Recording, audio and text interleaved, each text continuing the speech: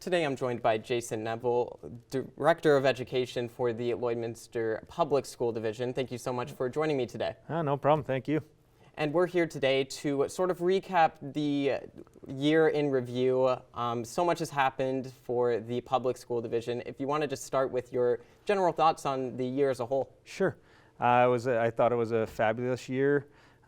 We had some highlights for sure would be our Avery Outreach School. We had our largest graduation class ever with Avery, so that was a huge celebration for us. We had two teachers win some major awards. We had a teacher win the Arbos Award through the STF, and then we also had a teacher win the Prime Minister's Award of Excellence for STEM. So some huge celebrations there for a couple members of LPSD staff. And then of course our big, the last year and a half, 2 years, expansion of the high school, and then the grade reconfiguration that followed that. So we've moved our grade 9s into the high school, moved our grade 6s up to our middle years. So it was a huge undertaking last year, but it's a fabulous space. The students are loving it, community groups are loving it, so it's very exciting. I'd like to also delve into the Pathways program, which is a new thing that the public school is unveiling that is taking place this year. Can you talk a little bit about what this is and a little bit about each of the pathways specifically? Sure. There's 3 pathways. We have a sport pathway, a land-based pathway, and an art pathway. So really what it does is it's just sets some students up for if they want to kind of focus on an area of passion. They can take some classes that are designed for that area of passion and really focus on it. We're starting in our grade 9, grade 10 grades, and it's just kind of grow with the students as they go through it.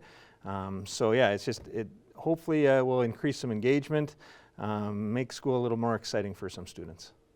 And you spoke on it already, but I'd like to talk a little bit more about the expansion for Lloyd Comp, a little bit about kind of what the new space is being utilized for and what it's intended to be used for in the future. Sure. We've got a cultural room that we've been using for different presentations and classes there. We have some more shop class, a home ec class, or a foods lab was added. And then of course what everyone sees when they come in right off the bat is our huge Synergy Place, which is really the size of 2 gyms.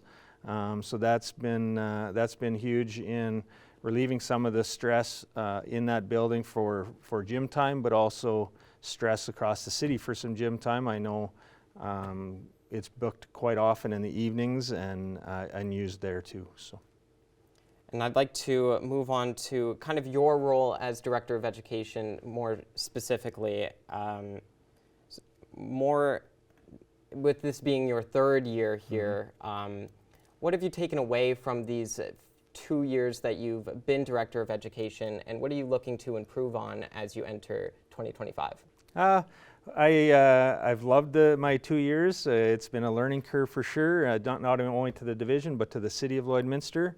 Really feel like we've settled in here and enjoying our time, but definitely always looking to add new and exciting things for our students, provide more support for staff wherever we can.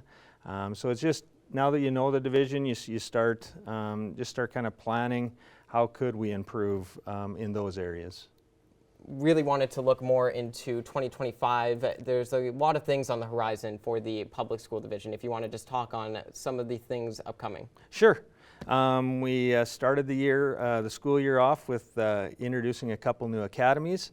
Our academies are quite popular.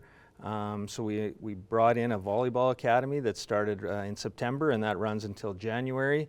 And it's been full and seems to be going really well.